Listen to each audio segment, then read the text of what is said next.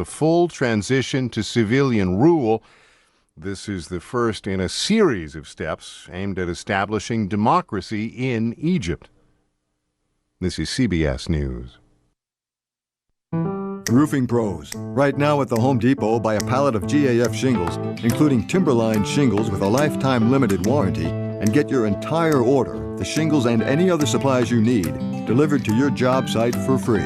You'll eliminate time-wasting supply runs and take your productivity through the roof, thanks to free delivery with any pallet of GAF shingles. More saving, more doing. That's the power of the Home Depot. Valid through August 15th, U.S. only. See store for details. It was the moment I realized I was about to lose my job. I found myself searching for pills instead of just being with my family. At that moment, I finally decided to get help for my addiction to opioids. The prescription painkillers. At turntohelpnow.com, you'll learn that opioid dependence is a real medical condition and that there are different ways to get help, including those in a private setting, without the need for daily visits. That moment led me to turntohelpnow.com. Make now your moment. Visit turntohelpnow.com today. A legal debate in Texas over a state law requiring would-be voters to show government-issued identification before they cast a ballot. Lawyers for Texas, the Justice Department, and minority groups have wrapped up their final arguments in a federal court, and now it's up to a 3-judge panel to figure out if Texas voter ID law violates the Voting Rights Act. John Tanner is an attorney for the Congressional Black Caucus. He was involved in the trial and thinks a decision by the judges won't happen soon. I would expect it sometime early next month. The state has defended the voter ID law, saying that it protects the voting process. But the Justice Department disagreed and blocked the law, alleging it would disenfranchise over 1 million voters in Texas. Joe Gomez, CBS News, Dallas. About 300 snorkelers and divers have submerged to listen to a local radio station's music broadcast beneath the sea in the Florida Keys. The annual Lower Keys Underwater Music Festival features 4 hours of commercial-free music, especially programmed for the subsea listening experience. Octopuses gardened by the Beatles, for instance. Sam Litzinger, CBS News.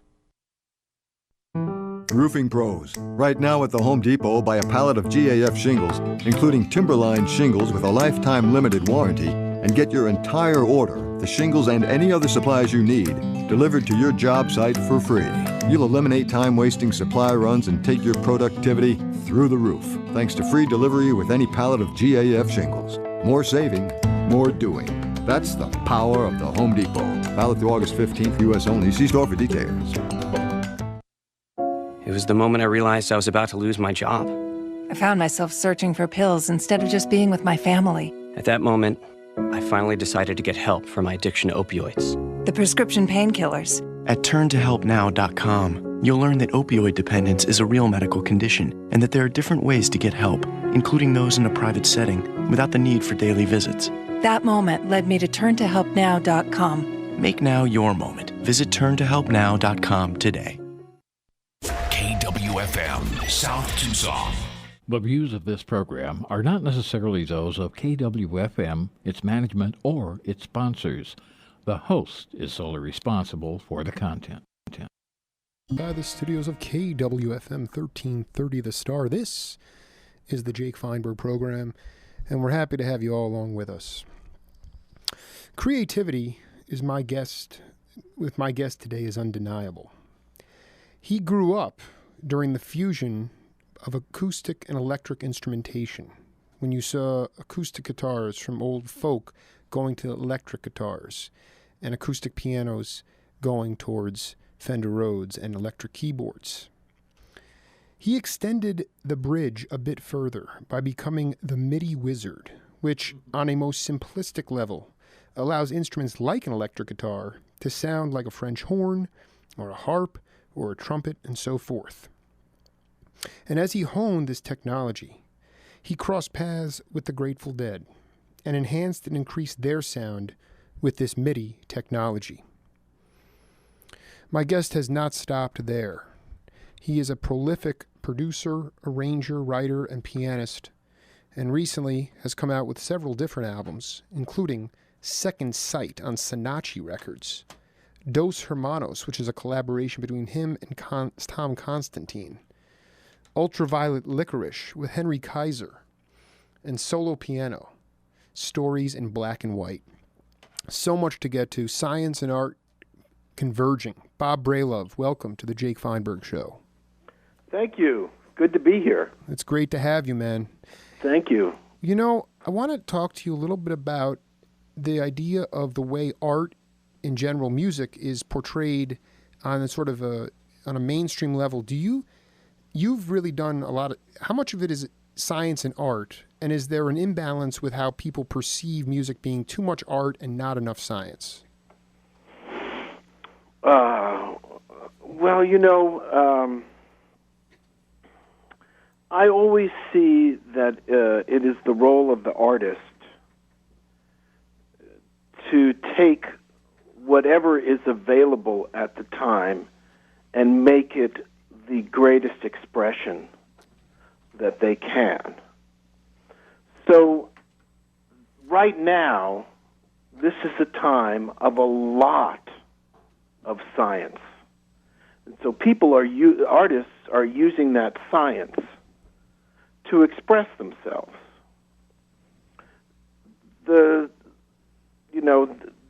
Some people are believing it's new paradigms. This is a constantly evolving thing. There's always seems to be some reference to the older paradigms. It's a sort of a question of whether you were, I don't know, the tools now are so amazing that you can really sort of invent yourself in any way as an artist. Is it your question is whether it's too much science or too much art? Well, here's the thing. A lot of the guys I interview are guys that African American musicians who even despise the word jazz, and they look at it and say that there's not that they can't get gigs. Don't put this in the Bay Area context, but just put it in musical context. Sure. They have never been paid for their art, and I wonder in our society if too much, because take outside of the Bay Area. I mean, sometimes we're as Americans we're not completely sophisticated, and in some cases music is more appreciated overseas in Europe and things like that. And I wonder if there was more of an emphasis and an understanding of how much science is involved with music, whether that would generate more funds privately or just in general more money for musicians to get paid. It's what I hear from these guys. It's throughout their lives. Obviously, Stevie Wonder, the Grateful Dead. Well, they were different beasts. But in general, I wonder if there's not enough, if people don't have an understanding that there's actually a lot of science and mathematics that goes into music. I guess that's what I'm saying.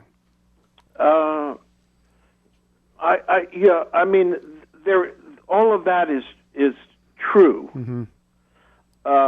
But for the kinds of people that you are talking about, I think for me, the science is sort of like doing your scales. It doesn't really have artistic meaning until somebody picks it up and does something with it. Wow, yeah, good call.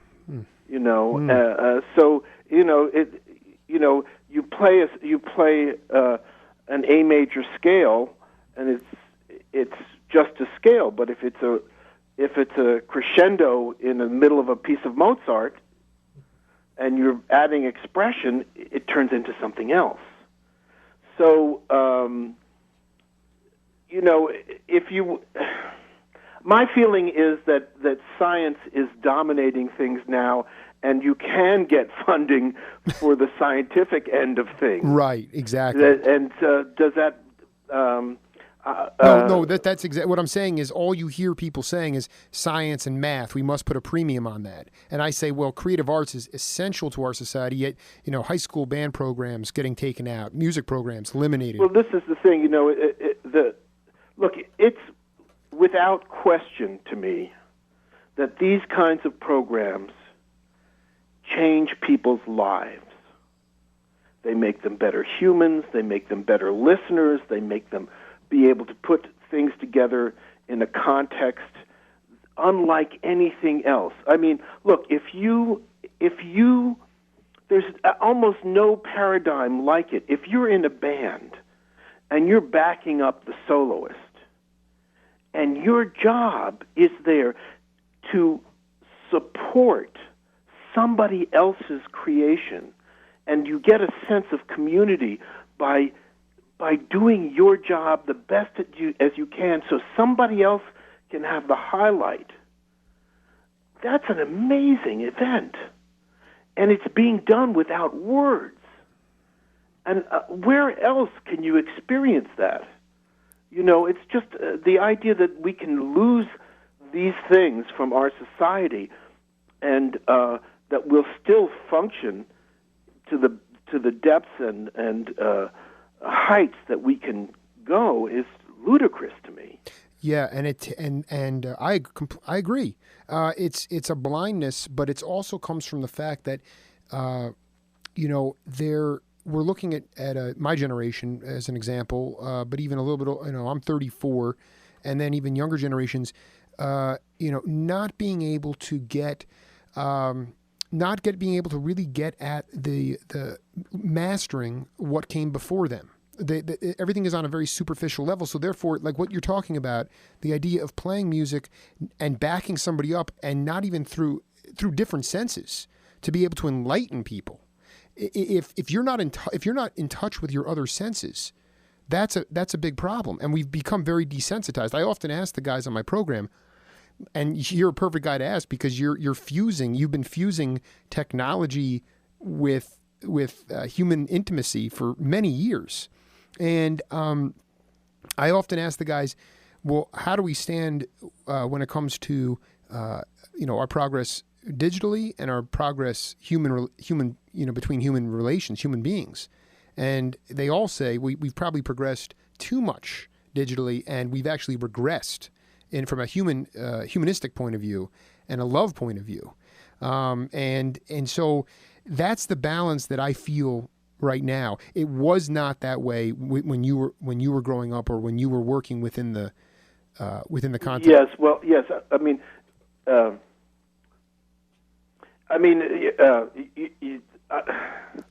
I was bringing technology. The bulk of my career, I've been bringing this technology to old school masters. Exactly. So I was learning the lessons from the old school masters while they were learning the technology lessons from me. But my feeling is that, you give Stevie Wonder a new synthesizer, mm-hmm. It ain't the same thing as the guy who's trying to sell it to you in the store. Here comes a master. The energy that he approaches it is completely different. He comes from this old school self. Where does it go for me? Where can I take it? What can I express with this? What will this allow me to do to increase my expression? A lot of stuff is, and then working with the Grateful Dead, you learn a whole new other thing, especially about time and the elasticity of time, and how things driven from real heartbeats, time, from human beings is different than time from clocks and machines and the clock of a computer that's driving a groove or mm-hmm. something like that. If you, that's the real psychedelic experience, is when everything becomes liquid and the expression is focused enough so that the audience member is on this liquid,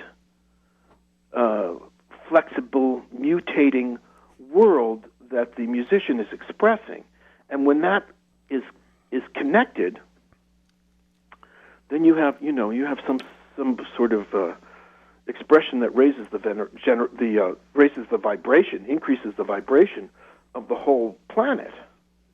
It's hard for me to imagine that happening sheerly on a mechanical or digital or computer-based level. That's you just nailed what I was trying to get at, is the idea of, you talk about Stevie Wonder. I also, you were, I'm not sure if you ever crossed paths with Herbie Hancock, but many times. As I read your biography, or what's available, I say to myself, Bob was committed to having the masters, as you say, and yourself as well, you constantly wanted to increase the sound in order to increase self-expression.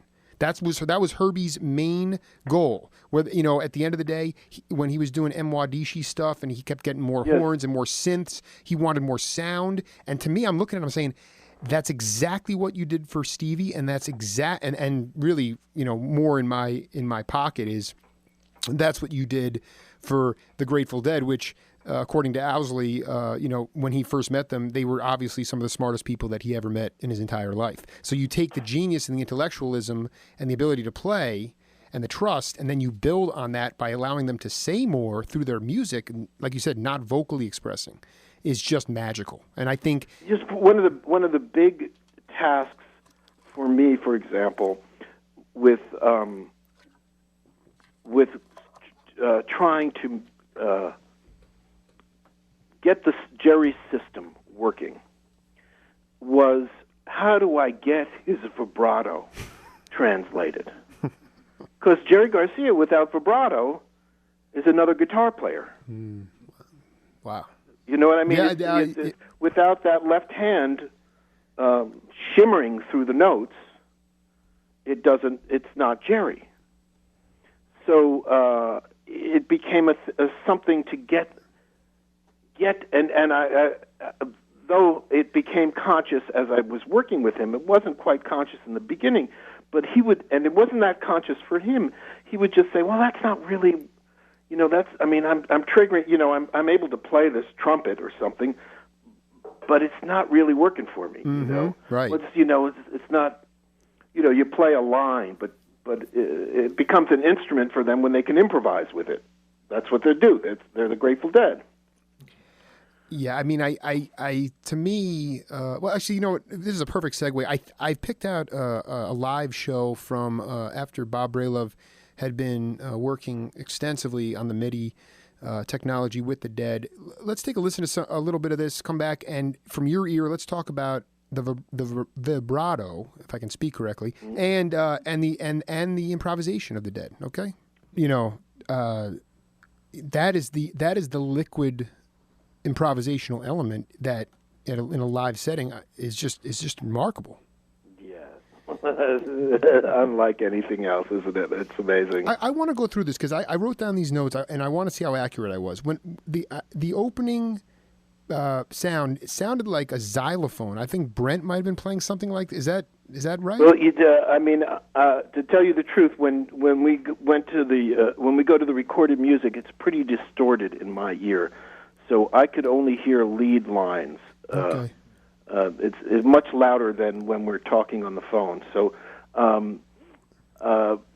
Brent tended to hold off for a lot of things. I believe that the marimba sound that you were hearing with the delays, yes, was Bobby. Really? Yes. Wow. Because he often played that sound. He was never afraid to go out on a limb either. Never. The man is so amazing. You know, last year we did this first fusion project. I don't know if you were aware of it. Bobby did a performance with a 50-piece orchestra. Wow, I'm not aware of that at all. It was wonderful, and I was helping to produce the event, and they did some arranging for it, and did some. There was a first half, which was a chamber orchestra. I did some arrangements for that, and then there was second half was the full orchestra, and that was done by Giancarlo Aquilanti, who is a professor at Stanford, and just brilliant, and Bobby, and a band, you know, which included most of what was Rat Dog, and it was just amazing.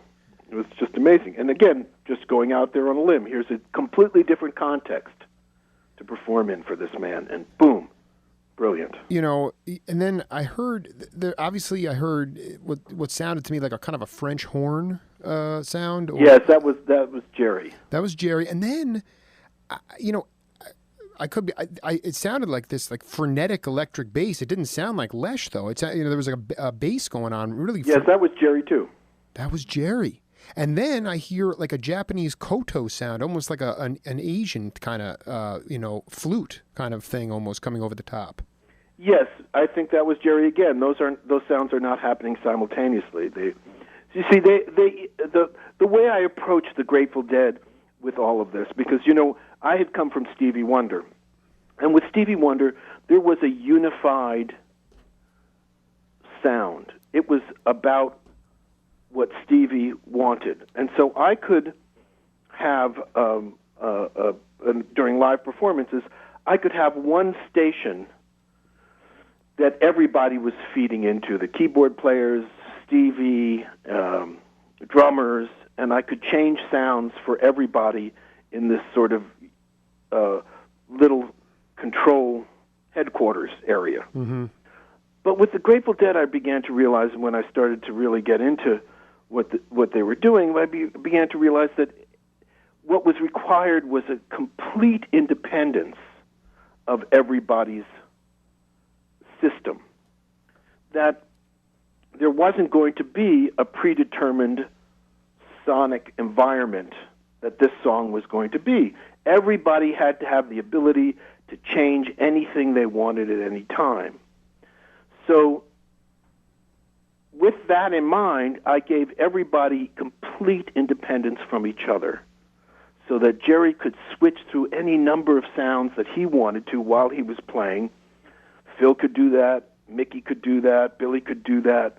They could all have control over it. And so you could have something, Jerry might have played a trumpet solo on something last night, but tonight he's going to play violin. or 2 nights, because he's not going to play that the same day in a row, right? He's not going to play that song twice in a row. But, so this kind of independence was as an employee, a good strategic move for me, because I was keeping everybody independently happy.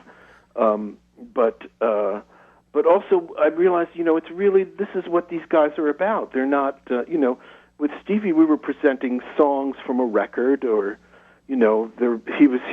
Stevie's a brilliant improviser, so there was always plenty of that going on.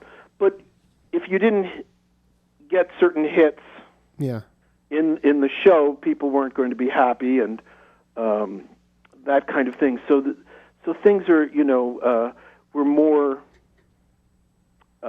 mastering a sound for a song. Bob, we're gonna go to a hard news break. We're with Bob Bralove. Come back on the other side. We're gonna do a whole lot more, my man. Okay? Okay.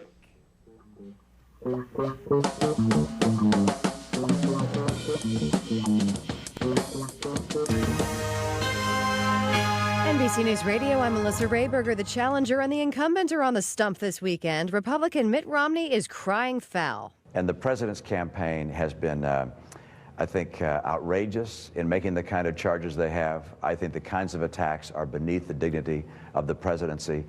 The president campaigning in Richmond, Virginia, is talking economics. We can't afford to go back to top-down economics.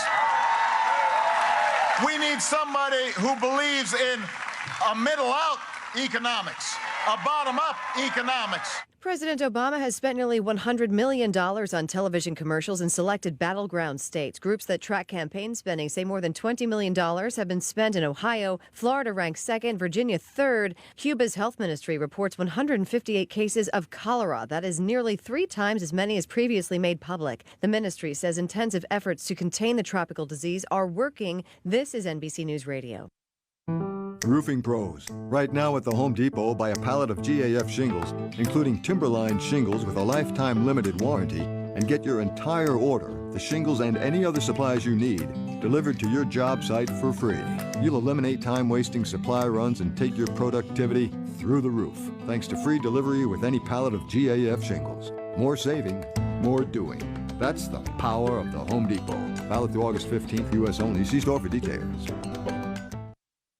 It was the moment I realized I was about to lose my job.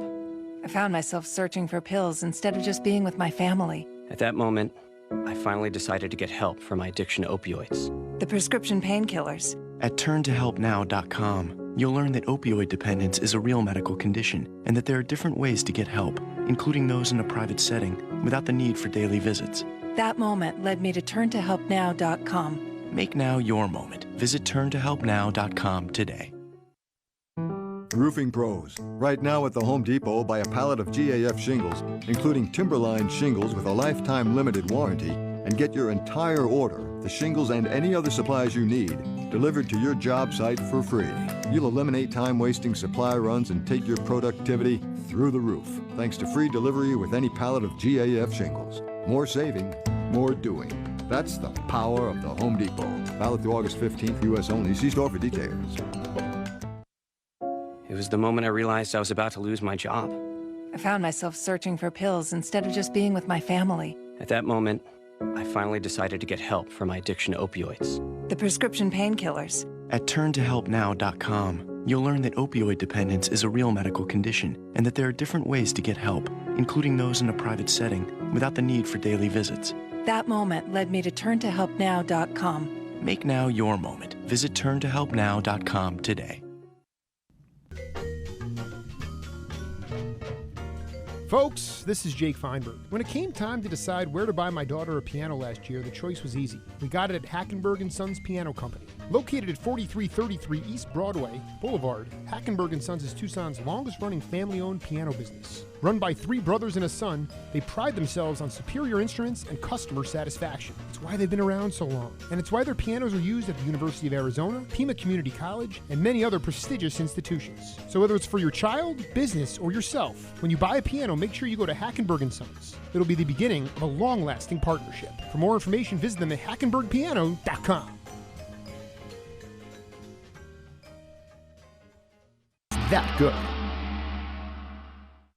In this day and age, people have a lot to protect. You want to know that when you're insuring valuable goods, you have an agent you can trust. Craig Pretzinger is that agent. For auto, home, and life insurance, the Pretzinger Agency is Tucson's most honest and flexible insurance company. Have off-road vehicles or motorhomes? Pretzinger can cover that as well. Pretzinger Agency at 299-5810, located across the street from Sullivan's Steakhouse on the southwest corner of River and Campbell. Trust, compassion, and service. The whole package at Pretzinger Agency. Call 299-5810 or text quote to 520-582-5150.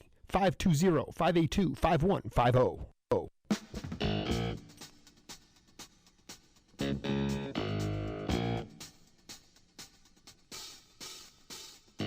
If you're not part of the solution, you're part of the problem. Be a part of a new coalition with Jake Feinberg. The second half of my show starts right now. No problem here on the Jake Feinberg Show today. We're joined by Bob Bralove. Bob, I'm sorry to cut you off. I wanted you to keep going about the delicate balancing act of taking your expertise and trying to fit it into the individualism and the need for control within the quartet or the quintet that is the Grateful Dead. Yeah, I mean, this was part of the magic of the band. Was how completely different everybody was. Jerry had this bluegrass background. Mickey was bringing in the Giotto monks and Airto, Moriera, and Flora to the shows, right. And Babatunde, and Phil had his classical background, and not just old classical, but the modern classical, the Sea Stones era electronic music that he had that aesthetic. Billy had that New Orleans kind of vibe that he's able to create, and is doing so well with creating with Seven Walkers, and and Brent coming from a completely different place, and to realize that this works because individuals are getting together, and I think it's one of the reasons that that this show it appeals to the show. Is because that's kind of what happens in a jazz ensemble. Miles Davis's bands, to some extent, I mean, he works within a certain, the earlier records within a certain kind of context. So, but it's those people that you want to hear. Exactly. You don't, it's this combination of individuals. It's not any sax player. it's this guy, whether it's John Coltrane or somebody else. It's that combination of people that was completely magical. My definition of I interview guys that fall under the jazz idiom, but the labels to me are just horrendous. And the thing is, when I think of a jazz cat, I think of a guy who can play boogie woogie, like swamp boogie, blues, gospel, R&B, reggae. So then what you're talking about is bluegrass.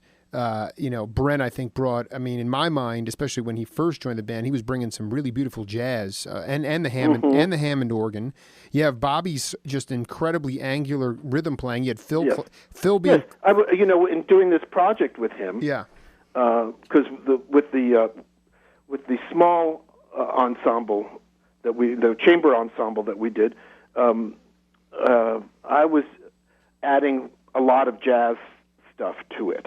What kind of stuff? Birdsong has this incredible... We did this arrangement of Birdsong that was just so much fun that ended up with these kind of... he transitions to these solos in C-sharp. It's in E, and he moves to C-sharp minor, and we were building these kind of horn pyramids, almost Maynard Ferguson style, with orchestral instruments. Wow. To build up these crescendos against the solo. And so Bob and I had these wonderful conversations, because this was, it's been a couple of years since I got to delve into the Grateful Dead stuff the way I got to with that project. And so we had lots of conversations about development and his style and how he does this rhythm stuff. And he says, well, one of my major influences is Bill Evans' left hand. Oh, yeah, that's pretty abstract. You know what I mean? Yeah, no, it's but that's how he can do it. Right. Yeah.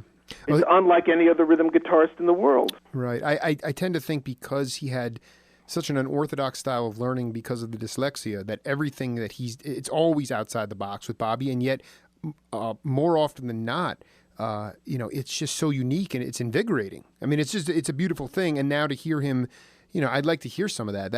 That's fascinating stuff. I go back to the idea that even during the period of time where, I tend to really focus. I'm actually curious to ask you a question, is that you were working with the period of time that I love from the Grateful Dead most is the early 80s, even like in around 84, even when Garcia's health was really deteriorating, they still seemed to exude this sort of, I don't know how exactly to say it. It kind of struck me as a honky-tonk bar band, but yet they were swinging like crazy. It was very jazzy in some ways, and I think that it had psychedelic influences. There's no doubt. But I wonder when you joined the band in '85, that's around that time period. Did you know when you worked with them on the Twilight Zone sessions when did it dawn on you that this idea of multi-instrumentation through the MIDI technology could really work with them? Was that something you knew going in, or is that something that was an evolution? That was an evolution. To be honest, there was resistance from crew members and things like that. And I had to, I basically had to wait until a band member said, I want to explore this with you. It had to be an organic thing. Yes. Yeah. So, initially it happened with the drums. That was the first thing to get converted. And, of course, Brent. But Brent's stuff, after the Twilight Zone, which was not so much for me working with the entire band, but individually, I got to know them all. And then when we were doing the overdubs for In the Dark, is when they called me in again, having had the experience in the Twilight Zone, saying, okay, he's crafting sounds that we want to include on this album. And at the end of that, they asked me to go on the road and see if I wanted to work with them full-time. And the job was then to make the albums that had been created for the sounds that had been created for In the Dark possible on the road. so that signature sounds could then be used and played and have fun with. You know, it's interesting. My email address, my Hotmail account for the last, since when I opened it, probably for the last 15 years, has been Midland84. I never saw the Dead. I obviously Brent died in 89 or 90 and you know, he gets. I truly believe that as history moves along, that he will get more and more credit because of his the amazing dexterity. He gets written off as somebody who is like an East Bay guy, not cultured, not intellectual. So he never felt comfortable being able to hang with these guys intellectually. But when you listen to, and you know how amazing those guys were as musicians, he was with them from the start. I am amazed at how quickly he gelled. I was just hoping you could talk about a guy he's been passed now over 20 years. Oh my God! Someday, hard to hear it that way. Yeah, someday when I go up to the sky, I hope I get a chance to have a beer with him and hang out, because he struck me as somebody who is the perfect tonic for the band. And I was just hoping you could talk about your relationship with him a little bit. Well, he, magical as a player. I think just stunningly magical. Mm-hmm. What made him so? Well, there things that he did that were amazingly subtle, but also the one of the things that he could do with the Grateful Dead that few keyboard players could do or understand how to do was to be in the music, present sonically in the music, but transparent at the same time. He never played a chord that blocked you from hearing another player. Mm-hmm, that's right. And yet, you feel like he's a major influence on what's going on, but it's completely transparent. It's sort of this incredible shimmer of sound. And I remember standing behind him at a show and watching him orchestrate something where he would play, say, an electric piano sound, and he'd just play the first verse and chorus and play it straight, and then he'd come back and for the second verse and add a chorusing, on it. So it began to shimmer just a little bit, and then he would play it slightly differently, but he wouldn't reinterpret it. So as the piece was evolving, he's orchestrating his sound to add mystery and to shift and to it's constantly moving, mm-hmm. And without ever getting in the way. That's what was so amazing about it. He was so nimble, and you even listen to you listen to these tapes, and it's like Garcia's he's finishing some kind of riff, and Brent is almost like right on his tail. It's perfect color, no blocking, and he adds his own accent. You can hear, and it just keeps it's a cycle, and it was just confounding. My question for you is though, was he an articulate person? Was he able to talk in ways to describe what he was trying to do, or was it more of an idiot savantish kind of thing? Well, I wouldn't call it an idiot savant kind of thing, but he wasn't.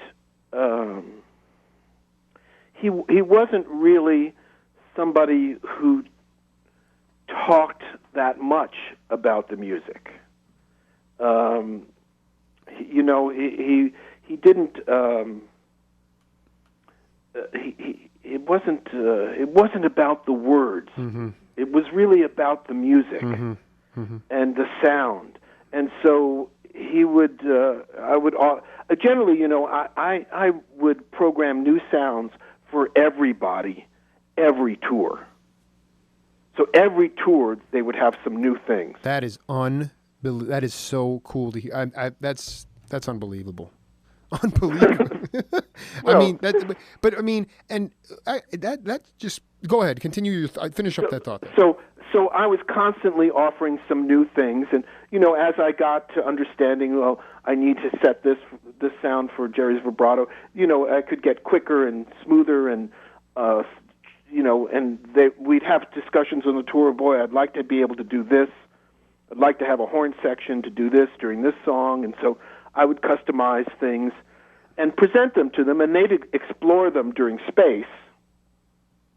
And if it worked for them, they'd integrate them into the songs. And so usually our discussions would be, especially with Brent, would be concerning something that was in front of us. Here are these horn sounds for Paki Way. Mm-hmm. Right.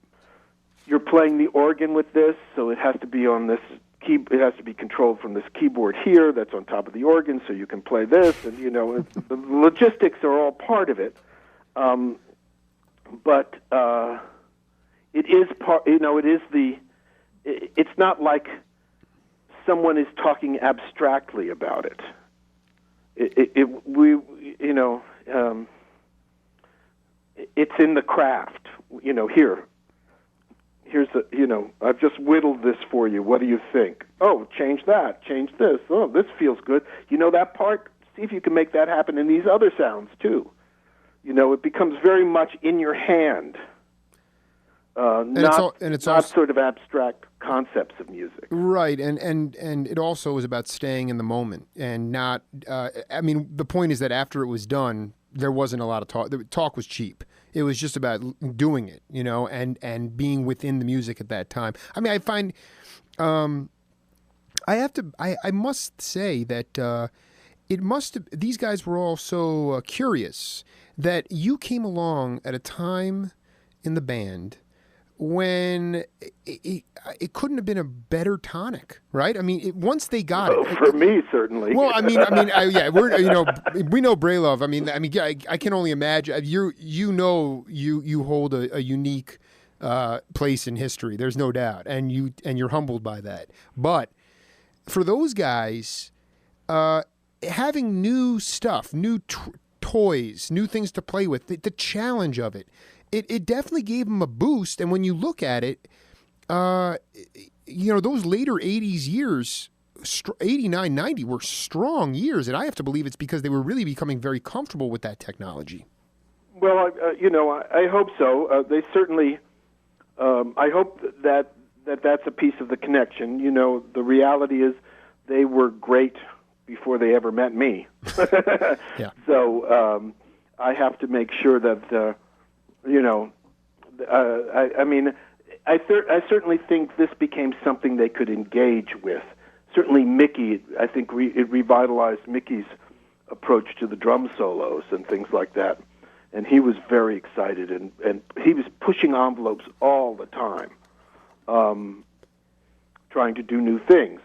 Well, it was, you look at, even before that, bring, like you talked about, he'd invite Airto or Olatunji to these shows, bring in the Africans or the Brazilian rhythms, and Billy was a great swing and jazz drummer too. He had the New Orleans stuff, but I will say this, Bob, is that, I don't listen to much Dead outside of 79 to 84, the early Midland years, the early years. In fact, almost exclusively. And for a long time, I would just continue to, and I still do to some degree, listen to, long jams, psychedelic jams. And now, after 15 months of really turning my ear towards what you would call improvisational music, some people would call it jazz. Now, my favorite parts of if I was at live shows and when I listen to shows now, I love listening to the drums in space. It's the jazziest part of the shows. It's really quite remarkable. In some respects, just the improvisation, the contours, the sounds, and then just the multiple percussion is something I never appreciated before, and now I wholly appreciate it after this 15 months of. Well, it's quite magical. And to think,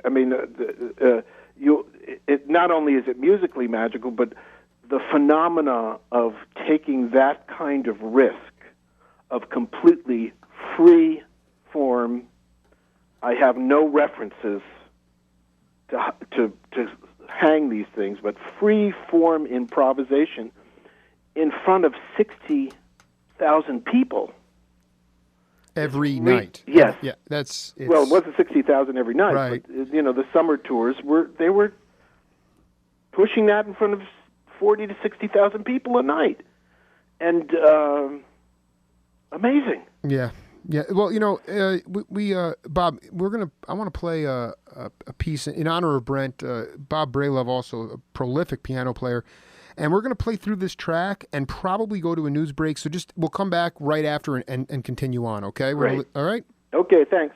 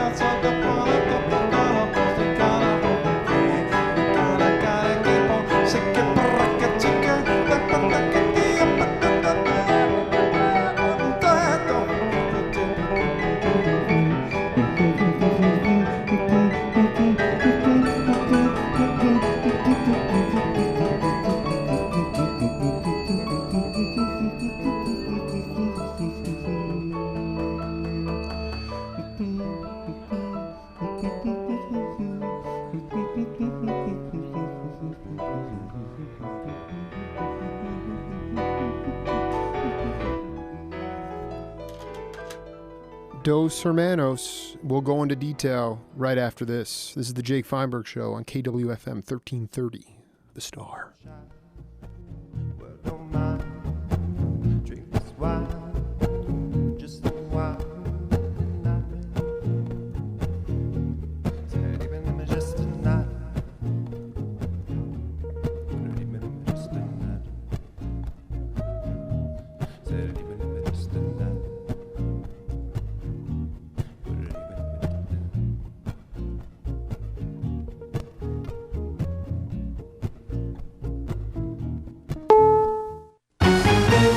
CBS News, I'm Sam Litzinger.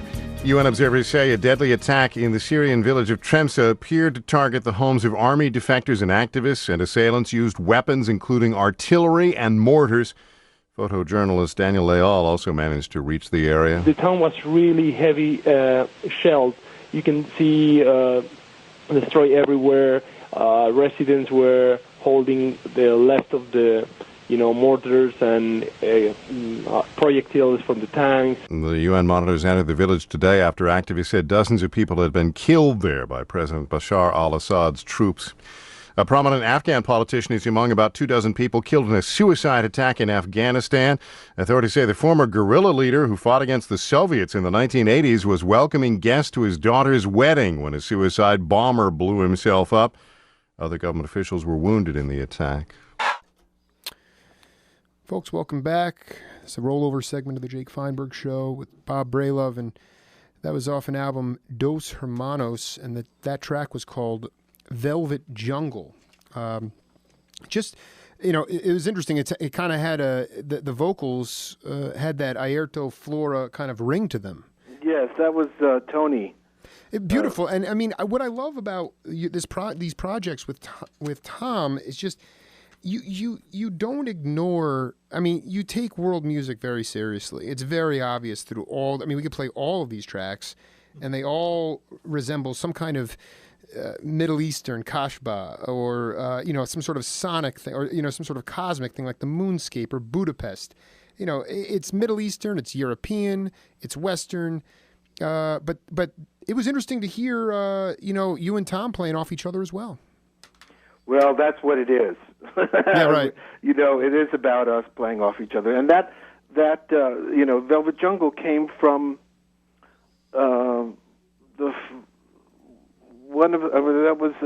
we played that live in at the Wetlands in New York City. This says that's right. It was the Wetlands. I was looking at the New Paul show. This was from the Wetlands on January. Yes, and that was our first tour. This was the third or fourth time we'd played together in public. That's unbelievable. And we were playing at the Knitting Factory as part of a band, a big band doing Grateful Dead music, and we opened. Tom and I opened, and it was our first tour, and the magic was happening right away. And so it was. Tom sat in once with the Second Sight band that I had, and that's where we connected.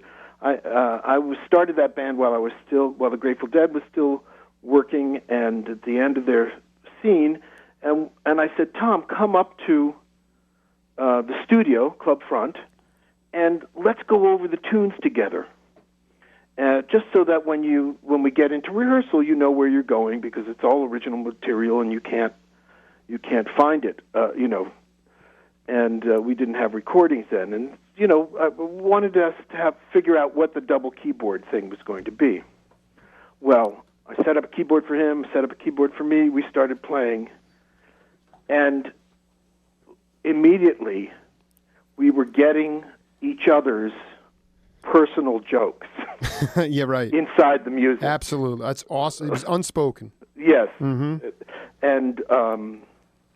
And I would wander off into some little area, and maybe it would be Debussy, and he'd respond with Debussy, and he'd wander off into some little place, and I'd go, "Oh, Stravinsky, I can play that." Right. So it was actually. I mean, it was something similar to a call and response. Situation where he'd take you one place and you'd tag along, and you'd go another place and pull him. Exactly. And then pulling back and forth. We just got out of the studio finishing a double acoustic piano record. Wow. And it's awesome. Well, all this stuff. I mean, just for the record, do we have that other track queued up? I want to play this other track that I was listening to, and we'll come back and talk about that, okay? Okay.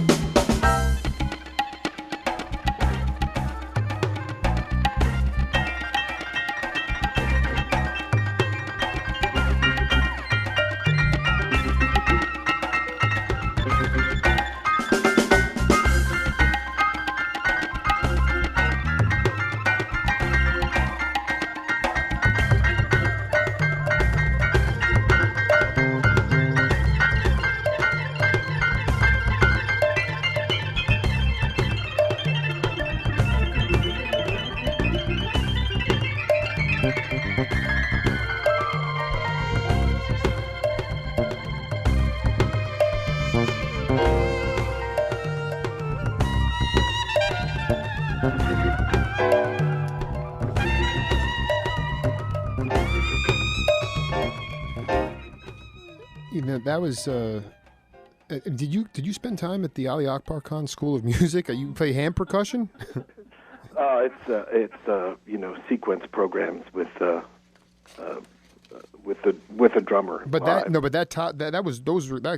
this cat Paul Van. Can you pronounce his last name for me? Van Wageningen. He was playing. So the electric tablas, that was digital stuff. That wasn't real tablas. Right. Okay. So how much of that was How much of this was actual instrumentation? How much of it was digital? You mean how much of it was samples? Exactly. That. Yes. Thank you. Just the tabla, and I think a little bell was. I mean, you were doing those organ fills, like those organ lines was you. Yes. Oh, that's great. Yeah. See, because I mean, you hear the Midland influence there. Yeah, I love it. Well, I mean, I still, if I'm stuck in a musical spot, I will still see him and I'll look.